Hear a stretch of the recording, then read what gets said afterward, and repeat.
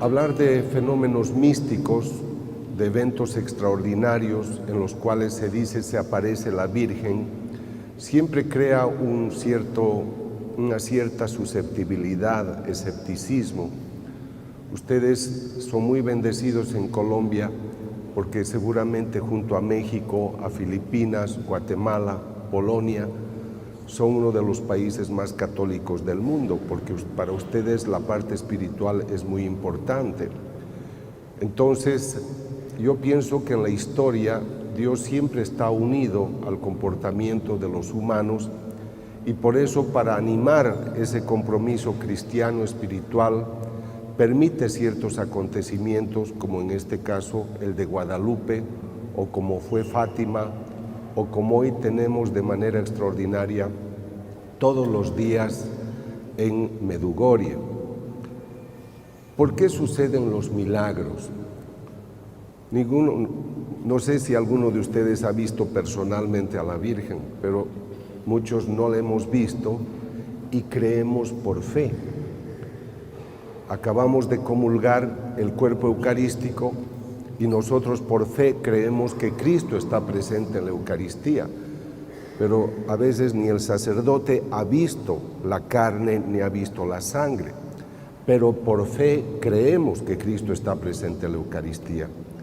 El Catecismo de la Iglesia Católica, en los numerales 150-153, explica que la fe es una adhesión libre y voluntaria a la verdad revelada porque confiamos en quien la ha revelado.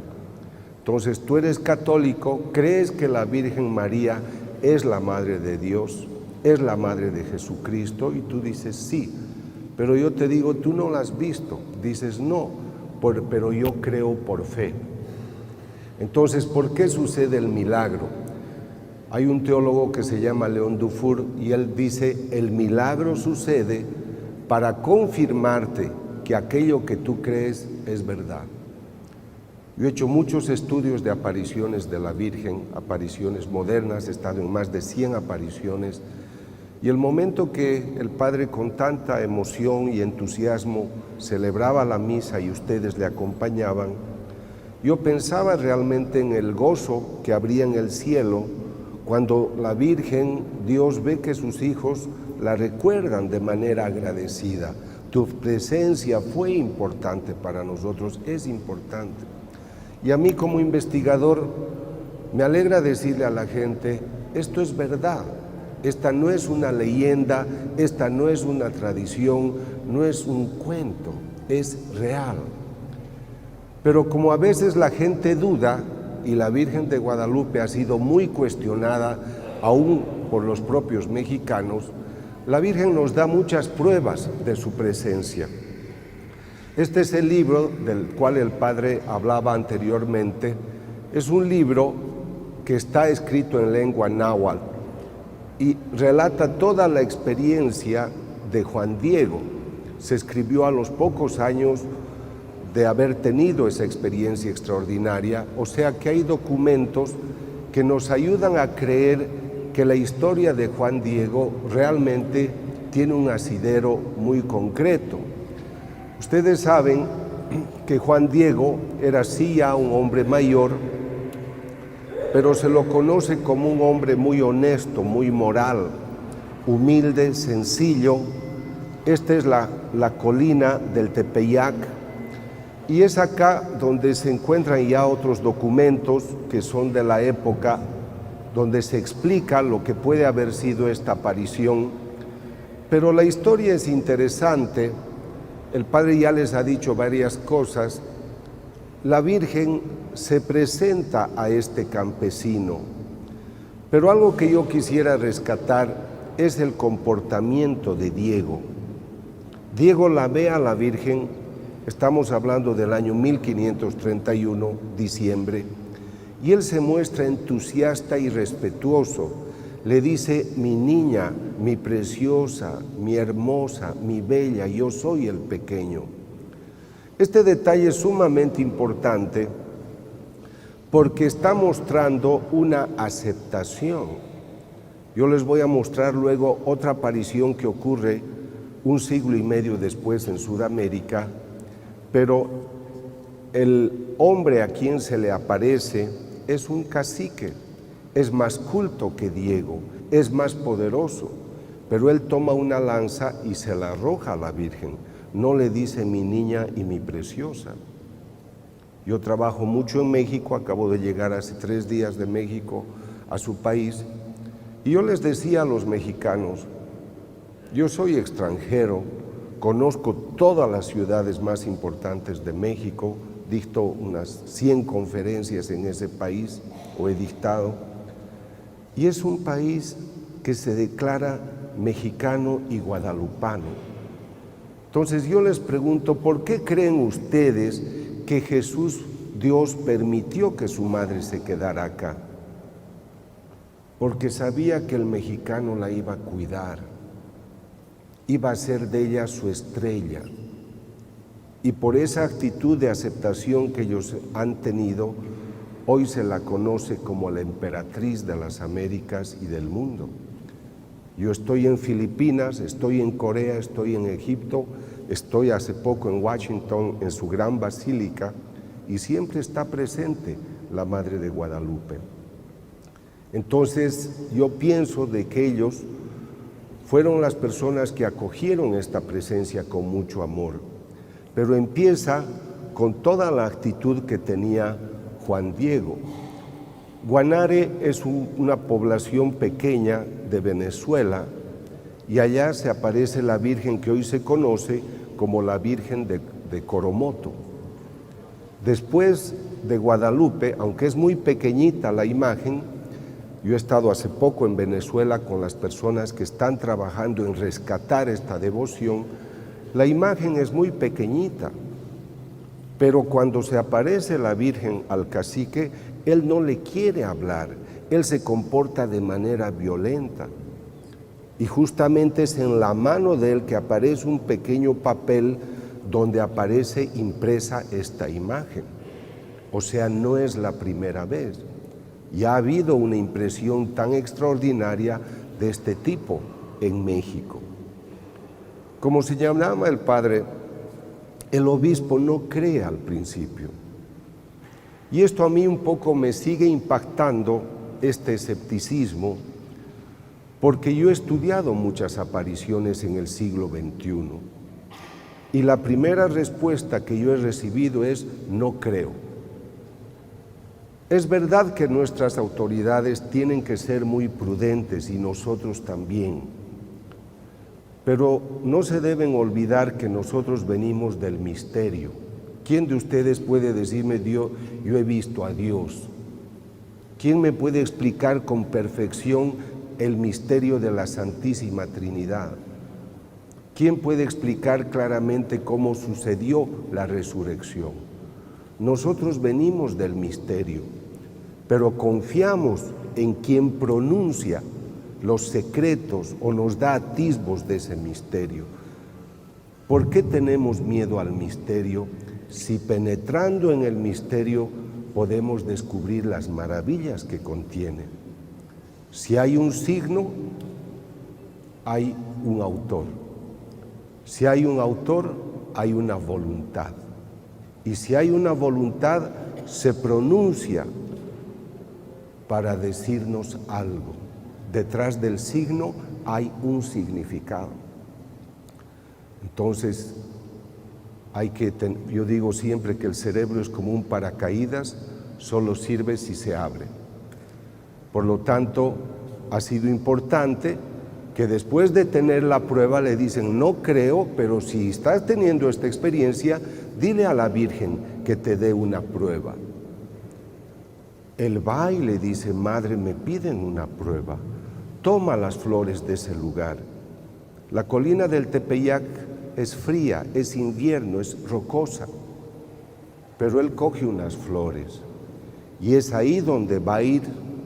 Lo hacen esperar mucho tiempo, no lo reciben inmediatamente, es objeto de burlas, pero cuando él muestra su poncho, el ayate, pues ve impresa esta imagen extraordinaria.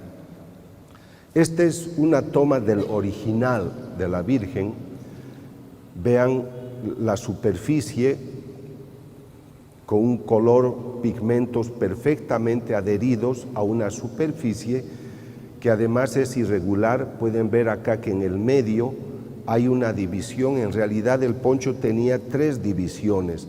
Está confeccionada con el hilo de la fibra es de un cactus que normalmente ellos lo utilizaban para protegerse, para hacer pequeñas canastas, pero la duración es de 15 a 30 años. La textura se va deteriorando poco a poco y dura más o menos, como decía, 15 a 30 años, pero esta ya va a tener casi 500 años y está impecable. Estas son las pequeñas construcciones que han ido haciendo poco a poco, porque la Virgen le dice: yo quiero que me hagan acá una pequeña casa. Ha ido creciendo poco a poco. Esto es para que se documenten y tengan una idea del contexto mexicano. Pero ya la imagen empieza a llamar la atención. ¿Cómo puede ser de que salga impresa una imagen con tanta nitidez en una fibra tan áspera, tan rugosa, tan irregular? Cualquier pintor lo primero que busca es que esta, para poder pintar, tenga una superficie lisa y muy regular. Se han hecho estudios con equipos infrarrojos para ver si debajo de la Virgen de la imagen hubiera algún bosquejo. Normalmente todos los pintores, antes de hacer una obra de este tipo, hacen un bosquejo. Entonces el estudio infrarrojo muestra que debajo no hay ningún bosquejo que hubiera ayudado a hacer la imagen. Acá van a ver las fibras irregulares del cactus, que es el maguey. Entonces quisiera que mediten un poco, que aquí les estoy mostrando la superficie de la imagen real, y aquí ven cómo en un primer plano, cómo es irregular la superficie. Aquí tienen el maguey, aquí tienen cómo van obteniendo el hilo, pero ahora estén muy atentos porque van a ver, vamos a penetrar dentro de la confección y van a ver cómo es realmente esta tela. Vean la perfección del color, los detalles que ustedes observan, las manos, el cuello, los ojos, pero ahora fíjense cómo es realmente la tela. Van a ver el interior, vamos a penetrar y díganme si en esta superficie alguien puede pintar una imagen con tanta nitidez. Esto es lo extraordinario. Cuando se han hecho estudios, los equipos españoles de artistas han querido ver si habían pinceles que se utilizaban, porque el pincel le da una dirección al color, pero acá no hay una dirección. Los científicos concluyen de que el color brota del interior, como si hubiera sido disparado por alguna forma de radiación desconocida. O sea que se excluye que cualquier mano de artista hubiera pintado esta imagen. Hubo muchos accidentes que han deteriorado la imagen, pero por ejemplo acá se derramó ácido nítrico. El autor se escapó por miedo porque dijo: he destrozado lo más bello que tienen los mexicanos, pero se creó una mancha que sí hubo una quemadura que se fue refaccionando por sí sola. Pero algo que está llamando la atención también hoy a la gente es de que en los contornos hay una especie de deterioro por el tiempo. Por eso han puesto ahora en el vacío la imagen y está sellada entre vidrios, justamente para prevenir cualquier problema de deterioro a causa del ambiente. Pero lo que los profesionales observan es de que todo lo que se conserva dentro de la imagen permanece impecable. El profesor Callahan, que es un profesor experto en biofísica que a mí me ayudó a estudiar un caso de las apariciones de la Virgen en Conyers, Atlanta, en 1993, él dice, si nosotros analizamos la nitidez del color de lo que es la imagen, debo concluir que este cuadro se ha pintado la semana pasada. O sea, la nitidez, brillantez de los colores y la textura muestra de que es algo bastante fresco, pero no lo mismo en lo que pueda ser el alrededor, pero sí lo que es la imagen misma de la Virgen. También el Padre les he explicado que hubo muchas persecuciones. México ha sufrido en 1928, 29, 30 persecuciones religiosas, pero hubo otros antecedentes ya. En 1919, 20, 21, 22 hubo algunos atentados, pero uno muy fuerte sucede cuando colocan en el altar una dinamita para destruir la imagen, explota la dinamita, pero lo único que sufre es un crucifijo de bronce que es el único que queda doblado. Si esa explosión ha creado semejante circunstancia, imaginen ustedes lo que habría hecho con la imagen, la tenía que haber hecho polvo. Pero vean aquí cómo pues Dios salvaguarda sus cosas. Si ustedes van a la basílica van a poder observar este crucifijo y van a poder ver siempre la imagen intacta.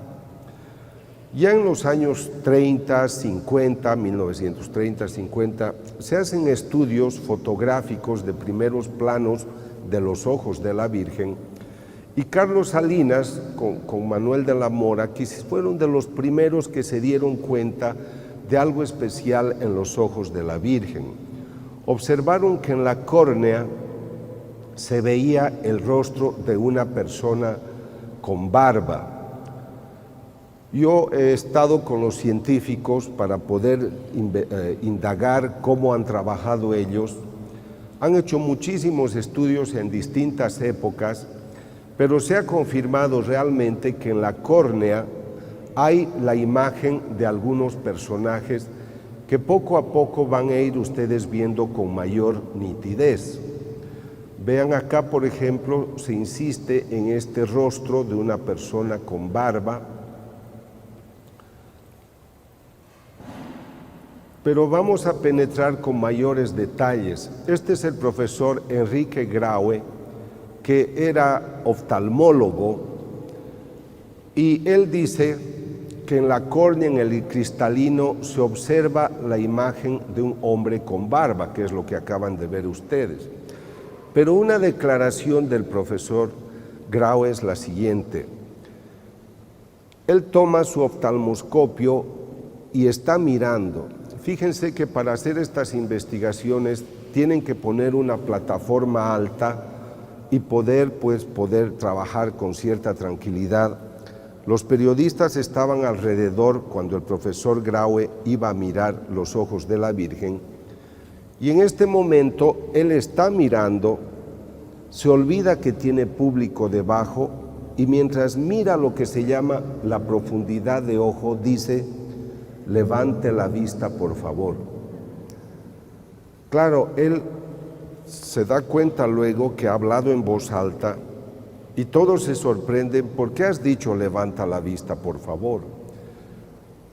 Él se siente cohibido, pero dice: yo estoy acostumbrado a ver fondo de ojo, y este ojo tiene el fondo como el que yo veo en mis pacientes.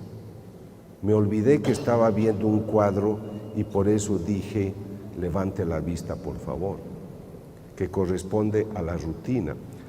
Años después ha ido un profesor japonés, también oftalmólogo, y cuando él hizo lo mismo se desmayó. Y cuando se recuperó dijo: es que he visto fondo de ojo como veo en muchos pacientes. O sea, no fue solamente el profesor Graue. Yo lo he ido a visitar al profesor José Aste Tonsman, que es de origen peruano, pero vive en México. Él es especialista en digitalización de imágenes y él es el que ha descubierto en plenitud lo que estaba en la córnea del ojo de la Virgen. Un indígena sentado con las piernas cruzadas, un hombre de barba anciano, otra persona, alguien que tiene un gorro y que está teniendo en las manos un lienzo. Él piensa que este es el momento en el cual Juan Diego, que tenía un gorro, está mostrando realmente la imagen de la Virgen. Encuentra una mujer con un sombrero de 3 puntas. Nadie había visto en nuestras épocas algo así, pero los estudios históricos muestran que en esa época habían personas que tenían sombreros de 3 puntas. Hay un niño. Este fenómeno se llama la ley de Purkinje y Samson. Si yo me aproximo a una persona que está cerca de la luz, yo puedo ver que en su ojo, en la córnea, se refleja alguna imagen, porque la córnea se comporta como un espejo. Esa ley ha sido muy estudiada por los médicos. Aquí ven ustedes cómo la córnea, el cristalino, la pupila, pueden captar imágenes incluso al revés. Eso sucede en el ojo de cualquiera de nosotros, en los 2 ojos. Entonces el profesor Aste ha estudiado los 2 ojos y puede ver perfectamente que como unos están siendo captados por el ojo izquierdo, otros por el derecho, la postura de todos cambia absolutamente y todos están reflejando el comportamiento, su presencia de acuerdo a la angulación en el lugar que se encontraban. Entonces la conclusión del profesor Aste Tonsman es de que durante la aparición había 13 personas y entre ellas descubre una mujer de raza negra, que es la última. Entonces, como no se sabía de gente de raza negra, porque estamos hablando del 1531, han encontrado unos documentos en los que indica que fueron a trabajar algunas personas a México, obviamente eran esclavos, pero que cuando llegó el obispo Zumárraga a la residencia donde él vivía, él dio inmediata libertad a la negra que trabajaba en su casa, que se llamaba María. O sea que históricamente se puede demostrar que había realmente una persona de raza negra en la casa del obispo, y esa persona se la ha podido identificar gracias a estos estudios. Quisiera que observen muy bien esta imagen, porque acá les estoy mostrando en la fotografía obtenida microscópicamente por digitalización por el profesor Aste Tonsman, hay un hombre anciano. Pero ahora vean lo que sucede con esta imagen. Este es el obispo Zumárraga. Ese es un cuadro que se pintó años después. Entonces, fíjense cómo realmente tenemos las pruebas de que en el momento de la aparición estaba el obispo, hay un hombre que interpreta a este como el traductor que le estaba traduciendo al obispo lo que hablaba el campesino, porque obviamente no estaban hablando en español. Yo he estudiado bastante y he estado con el padre Gobi. El padre Gobi fundó los movimientos sacerdotales marianos y en sus textos escribe algo que le dijo la Virgen. Estoy hablando de 1980-81. Busquen los secretos de mis ojos en Guadalupe. O sea, la Virgen se lo dijo por su parte al padre Gobi, pero ya la ciencia por su parte estaba trabajando estos temas. Se han hecho muchos estudios sobre la geometría, sobre la presencia de las estrellas, pero por ejemplo los expertos en pintura, en arte, han hecho estudios sobre la distribución geométrica cuando ellos pintan un cuadro de este tipo, y han hecho todo un seguimiento geométrico para ver la perfección, cómo está centrada la imagen, demostrando que realmente todo el cálculo de focalización, distribución, es realmente perfecto. Esto lo ha hecho un artista altamente formado en lo que pueda ser la tridimensionalidad, la angulosidad, la perspectiva, y por eso creo que vale la pena poder conocer estos datos. En la actualidad se han interesado mucho por todas las estrellas, son 46 estrellas que figuran en el manto de la Virgen, y hoy se sabe, porque se ha trabajado mucho desde 1980 con astrónomos, tratando de explicar cuál es el significado de las estrellas, y han concluido que las estrellas están presentando cómo se presentaban en ese momento las estrellas, los planetas, en el momento de la aparición. O sea, las constelaciones están representadas perfectamente en el lugar, en la ubicación, en el grado, en la latitud, que ocurrió justamente en diciembre de 1531. Pero ese es un estudio, se están publicando ahora nuevos libros, hace 2 o 3 días me llevaron uno a México, y esta es la presencia de una madre importante. Hay misterios, como por qué no se deteriora el ayate, cómo puede haber esta imagen tan perfecta sin que se pueda evidenciar la presencia de una dirección en el pincel.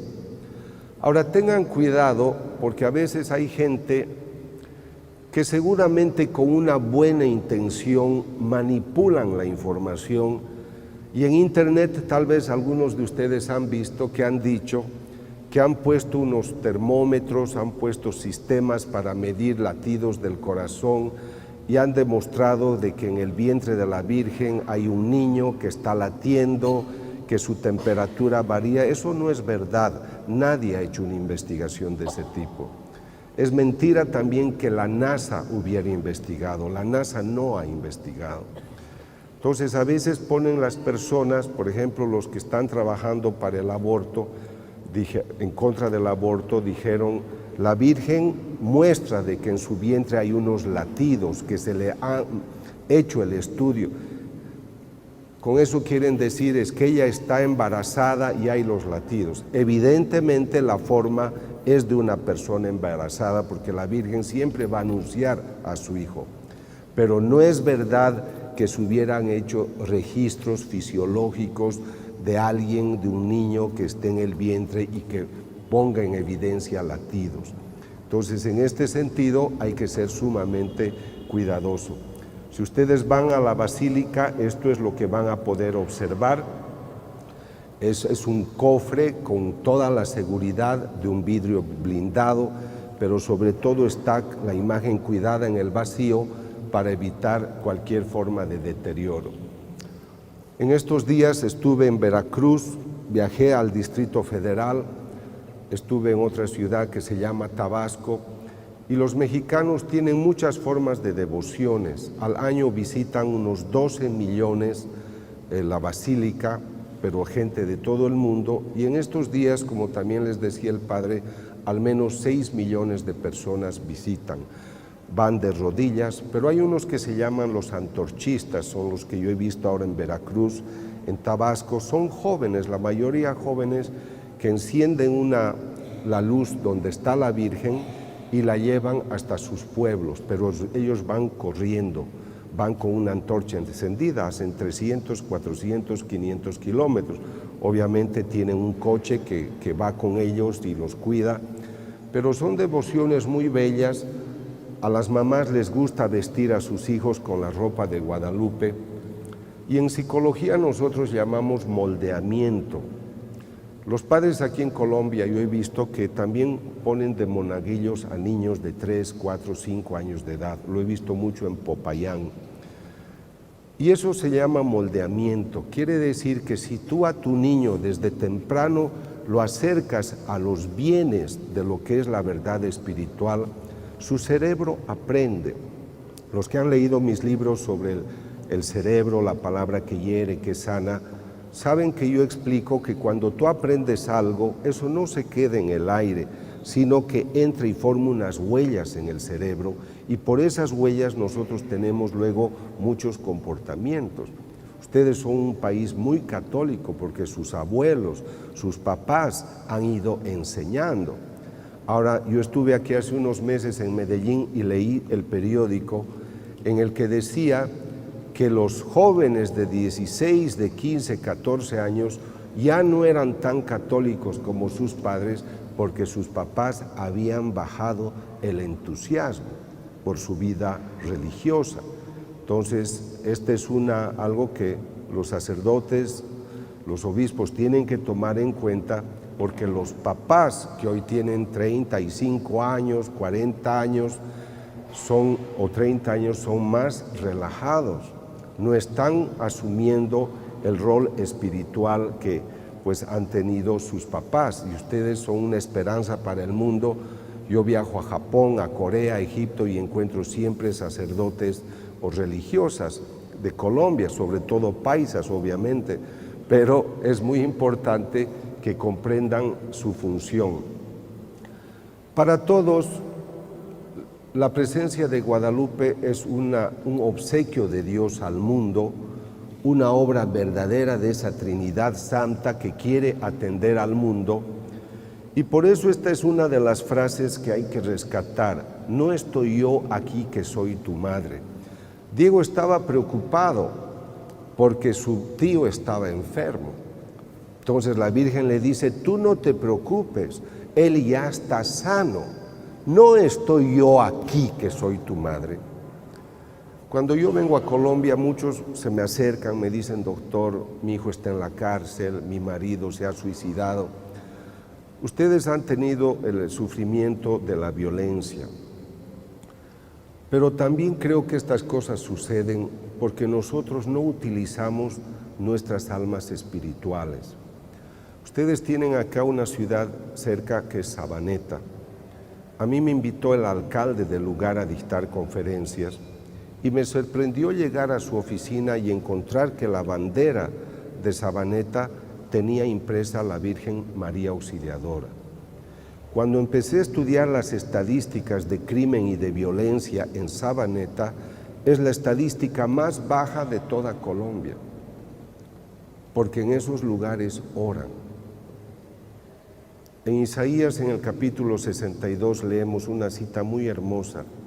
He puesto centinelas sobre tus murallas, Jerusalén, y que no cesen de recordarme mi promesa hasta que yo traiga la paz a Jerusalén.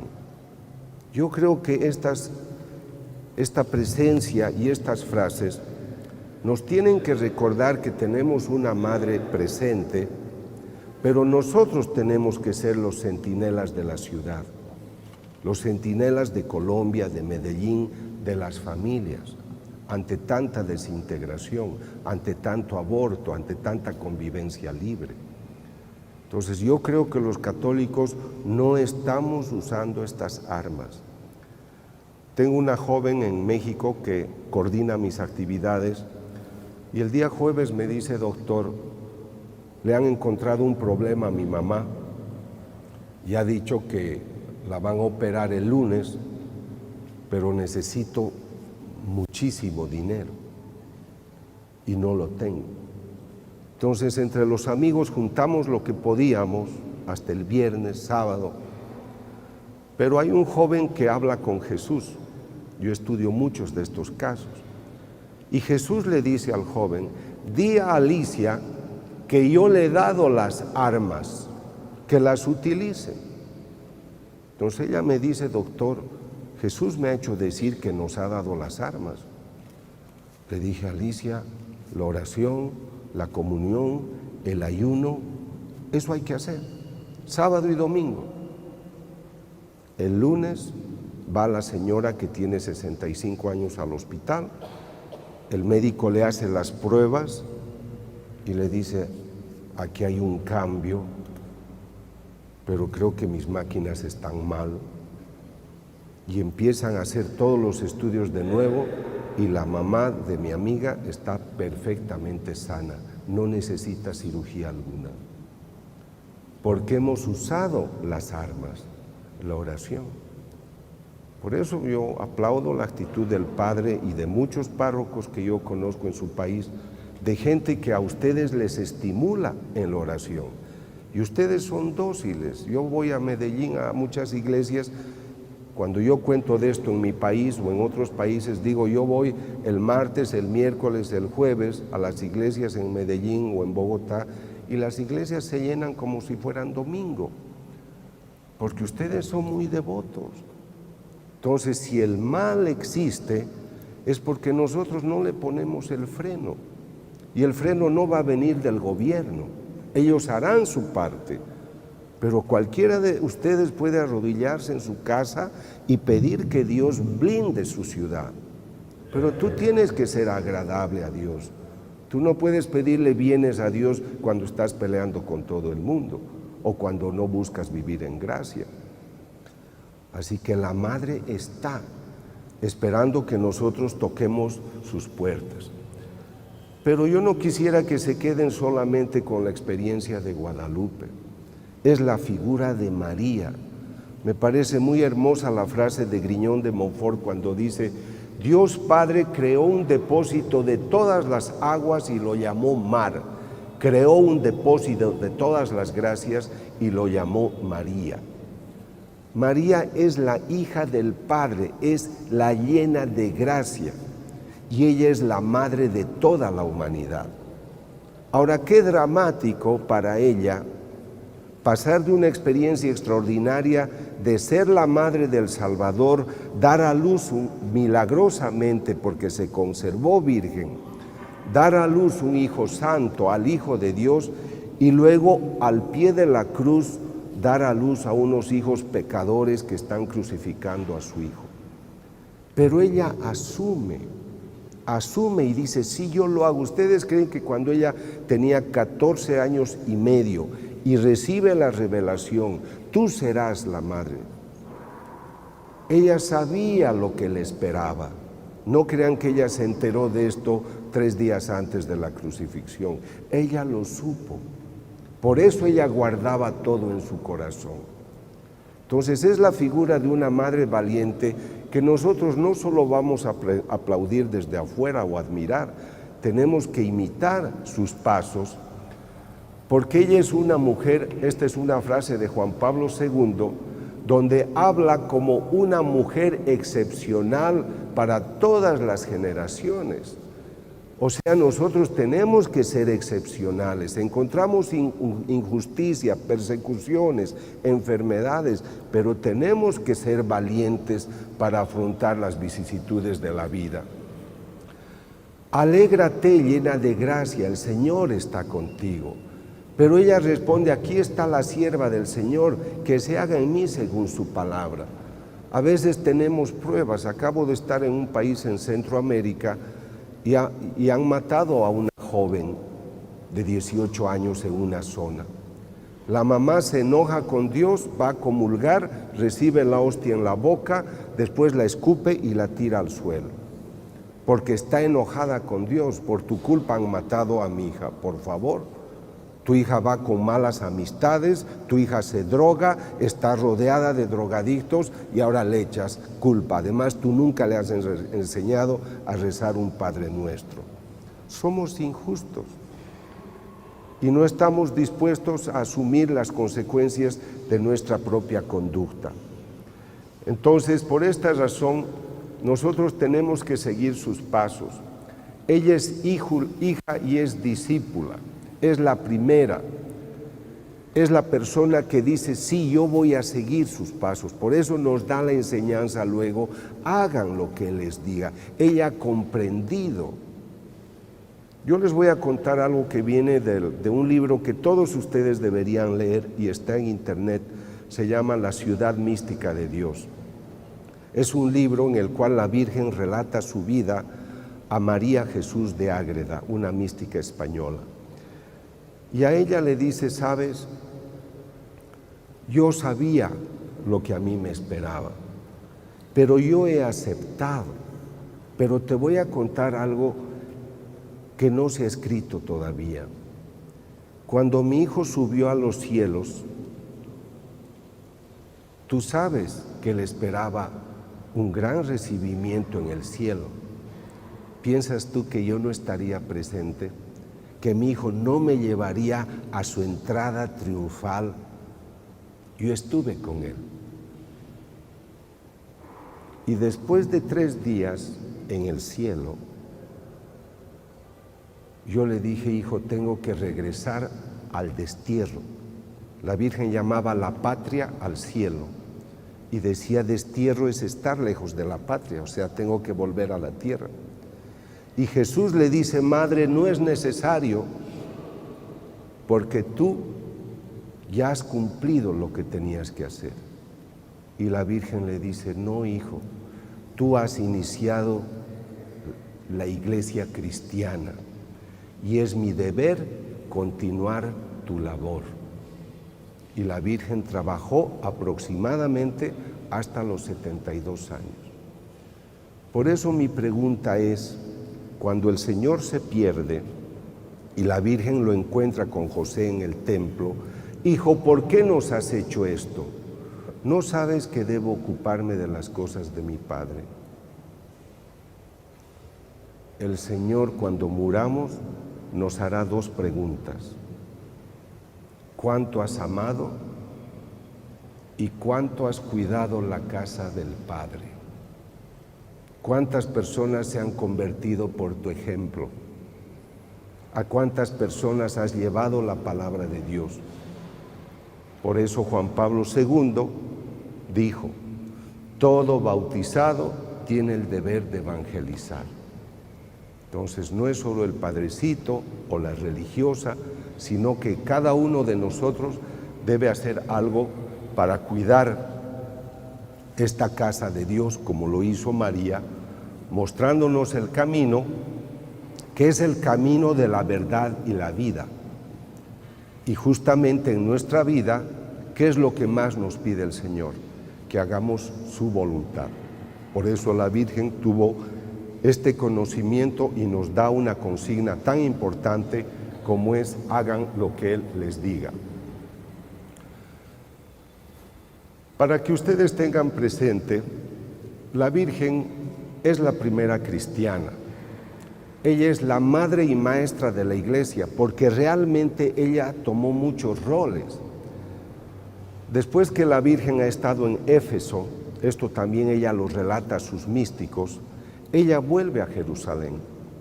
Pero lo primero que pide es, quiero hacer un recorrido por todos los lugares que mi hijo ha recorrido hasta llegar al Gólgota. Y así empieza el Vía Crucis. Ella fue la autora del Vía Crucis, fue la primera.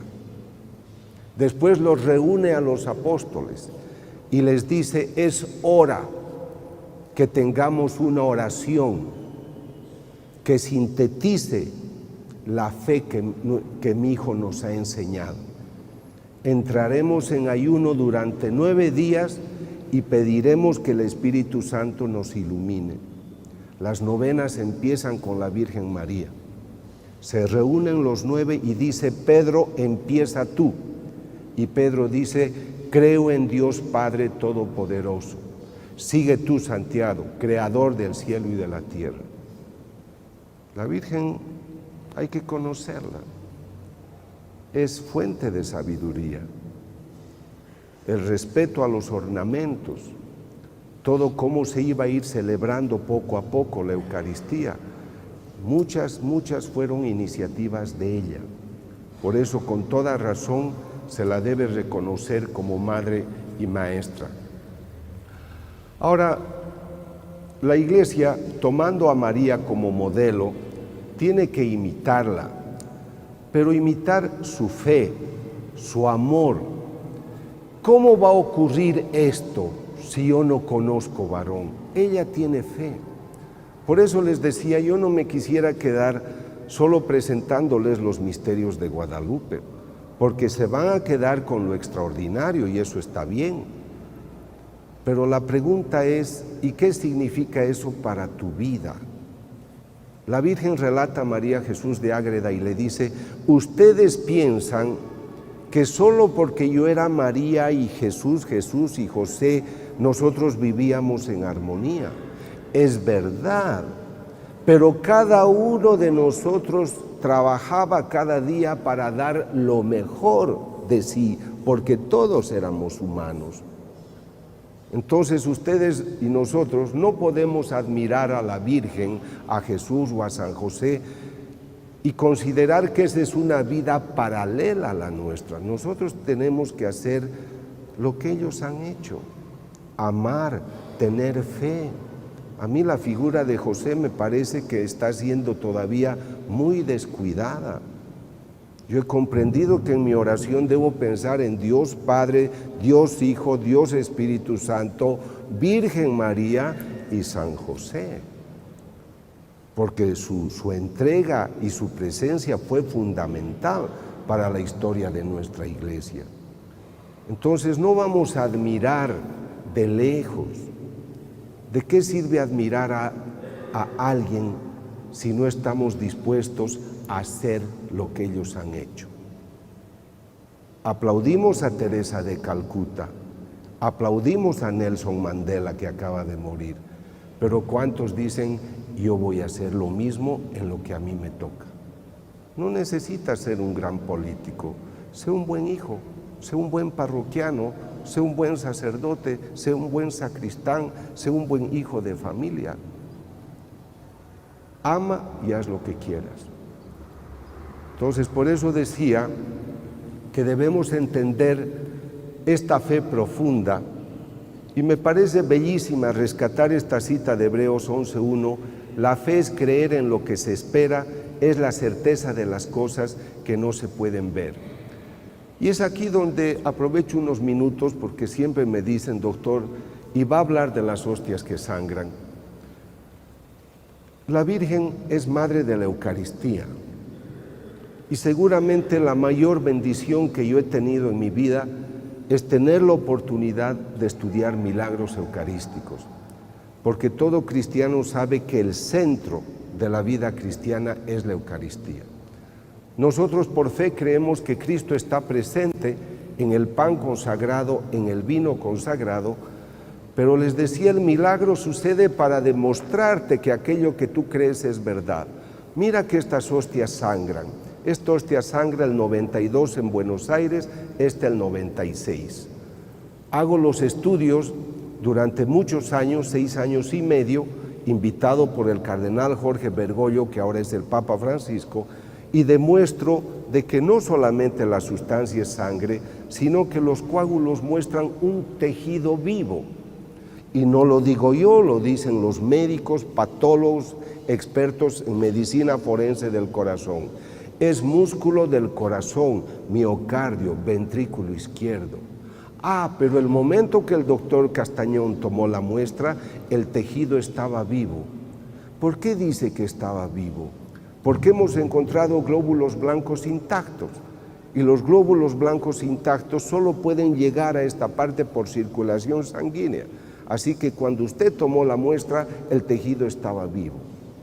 Los glóbulos blancos en nuestro organismo sobreviven 12 horas, fuera del organismo 5 minutos a 1 hora. Estos tienen 6 años frescos, intactos, sin ningún preservante. Entonces esto es demasiado extraordinario. Me ocurre hasta el 2006 estudiando para el cardenal Bergoglio las hostias de Buenos Aires. Pero el año 2009, otro obispo, esta vez un obispo mexicano, me pide que estudie unas hostias que han sangrado. Es el obispo Alejo Zavala, obispo de la diócesis de Chilpancingo, Chilapa, en el estado de Guerrero, donde una ciudad importante es Acapulco. Él me dice, doctor, esta hostia ha sangrado el 2006. Yo voy en noviembre de 2009, 3 años después. Y me dice, estúdiela, por favor. Pero lo primero que necesito que me diga es si la sangre le han puesto por encima o brota del interior. 2 estudios realizados en laboratorios distintos en fechas distintas muestran que la sustancia brota del interior hacia la superficie. Nadie ha puesto. Este es el otro estudio que muestra que del medio sale la sustancia, que es sangre. Los estudios muestran que se trata de sangre humana. Pero en los 2 estudios de hostias que tengo, estoy haciendo 10 estudios, pero en estos estudios, que en realidad son 3, 2 de Argentina, 1 de México, los tejidos están lastimados. En la hostia de Argentina ha habido un infarto al corazón. Estas se llaman estrías y cuando en un corazón sano están sanas, las estrías son rectas y los espacios interestrías son pequeños. Acá el médico, el doctor Federico Tsugibe, dice: su paciente ha sufrido mucho porque ha tenido un infarto al corazón. En el estudio de México, que es el más reciente que tengo, el profesor dice: aquí hay unos macrófagos, este es del 28 de julio de 2011, hay unos macrófagos, glóbulos blancos, fagocitando lípidos, porque este tejido está también lastimado, pero los glóbulos blancos están trabajando para reparar esa lesión. Entonces yo voy donde el teólogo, le digo: monseñor, ¿por qué encuentro que la hostia de Argentina y la hostia de México tiene lesiones? Doctor, después de 2000 años, muchos no creen que Cristo esté presente en la Eucaristía. Comulgan en pecado mortal, no le dan el lugar. Hemos encontrado lugares donde venden hostias consagradas a $5 para misas negras, para brujeríos. Después de 2000 años no lo reconocemos y lo seguimos crucificando. Por eso usted ha encontrado lesiones en esos tejidos. Pero lo más extraordinario es de que hay estas manifestaciones. Tienen el milagro eucarístico y las apariciones marianas. En ninguna época del mundo hubo apariciones como ahora. En Medjugorje son todos los días desde el 24 de junio hasta el día de hoy. Yo he estudiado el caso de muchos de ellos, pero esto me ocurre a mí en Congers, Atlanta, donde se aparece la Virgen cada 13 de mes y durante la aparición en el cielo se pueden ver imágenes de este tipo. Este es Vishka en Medjugorje, se le toma una fotografía y detrás de ella hay una persona. Ella dice: es la Virgen María. Ella anuncia que al día siguiente, como es Pentecostés, caerán 12 lenguas de fuego y al otro día se pueden tomar en fotografías las 12 lenguas que caen. La imagen exuda lágrimas cristalinas, la Reina de la Paz, a veces una sustancia aceitosa. Yo he tomado muestras para analizar en laboratorios. Esa vez fui al Tecnológico de Monterrey y la sustancia aceitosa es aceite de oliva perfumado a flores. Este es en Congers. Yo le invité a mi madre para que vaya al lugar y esto es lo que han hecho, un altar, pero después en una fotografía del mismo altar aparece una imagen que no existe en ese sitio. Esto ocurre el 13 de octubre, también en Congers, Atlanta. Y esta es seguramente una de las más hermosas en Medjugorje, donde una persona siente la necesidad de fotografiar algo de un árbol y cuando revela la fotografía aparece una persona con el rosario. Entonces, no estoy yo aquí que soy tu madre. La Virgen, cuando se aparece en Fátima, dice: si no se convierten, vendrá una guerra peor. Y viene la Segunda Guerra Mundial. Y es ahí que vienen las bombas atómicas. Cuando la Virgen se aparece el 81, yo viví en Alemania, quiero aclararles que era ateo, no creía en Dios. Yo he cambiado de vida recién en el 93 con los estudios que he hecho a partir del 92. La Virgen se aparece en Medjugorje el 81 y dice: enmienden sus caminos. Si ustedes no cambian de vida, una guerra destruirá esta nación. y la guerra de los Balcanes hizo destrucciones que recién ahora se van comprendiendo. Yo no tenía nada que ver con temas católicos, repito, era ateo, pero yo dirigía una clínica en Alemania y era profesor universitario. Y tuve que escribir un artículo sobre lo siguiente. Durante esas guerras de los Balcanes, donde ya se divide la Yugoslavia, toman prisioneros a 6,000 niños, porque hay la idea de que al hombrecito hay que matarlo. Y violaban a las mujeres enemigas para que tengan la semilla de los otros, o sea, de los que odiaban. Su idea era una guerra étnica. Pero sobre lo que yo escribí es que toman prisioneros a 6,000 niños, los ponen en filas, los niños tenían 8, 9, 10 años de edad, algunos 6. Los ponen en filas y por detrás los soldados les empiezan a cortar la garganta. Y a medida que retrocedían para matar a los siguientes niños, los cabellos de los niños de 8 o 9 años de edad se volvían blancos en ese minuto. Era un cuadro psicosomático basado en el terror. ¿Les parece bello que los grandes hombres del siglo XXI con sus celulares y digitales estemos siendo tan vulgares en matar gente? La razón por la que yo hago estas investigaciones es para recordarle al humano. Hablo a los musulmanes en Egipto, hablo a los budistas en Corea. No les digo tienes que ser católico como yo. Si quieres ser, ojalá y Dios te bendiga. Pero lo que a mí me importa recordarle al humano de todas las naciones es que somos cuerpo y alma espiritual. Y San Pablo dice en Gálatas 5:22 algo demasiado hermoso que ojalá hoy lo mediten ustedes. El fruto del Espíritu es el amor, es la paz, es la armonía.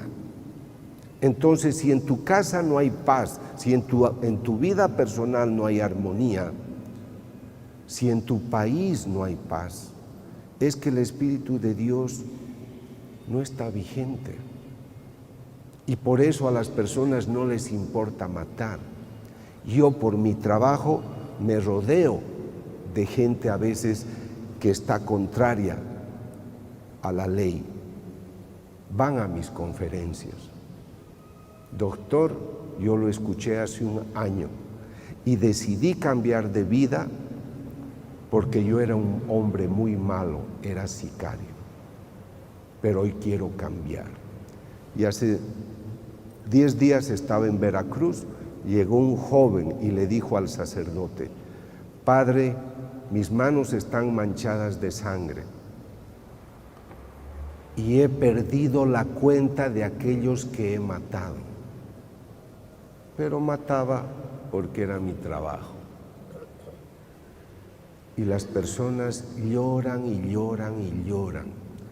¿Por qué lloran? Porque empiezan a sentir que su madre toca la puerta. Por eso la nueva evangelización. Por eso cada uno de nosotros al salir de acá no puede decir qué interesante lo que ha hablado el doctor. La pregunta es, ¿qué estás haciendo con tu espíritu? ¿Te reconocen porque eres la persona que ama, la que resuelve el problema o la que crea el problema? ¿Eres la persona en la cual uno ve que está el Señor en su vida? El Señor dijo, porque ustedes aman, reconocerán que son mis discípulos. No es porque hablas demasiado o porque llevas muchas medallas en tu cuello, es porque amas. Y a las personas que aman se las reconoce por eso. Entonces, ¿con qué quisiera concluir? De que ella está, pero necesita de unos brazos. Han festejado bien a Guadalupe, pero ahora, ¿qué vas a hacer con eso? Tienen que salir con la antorcha encendida y decir, desde ahora yo salgo de aquí a buscar la oveja perdida, porque tú tienes que ser la madre o el padre de esa persona que todavía no conoce a Dios.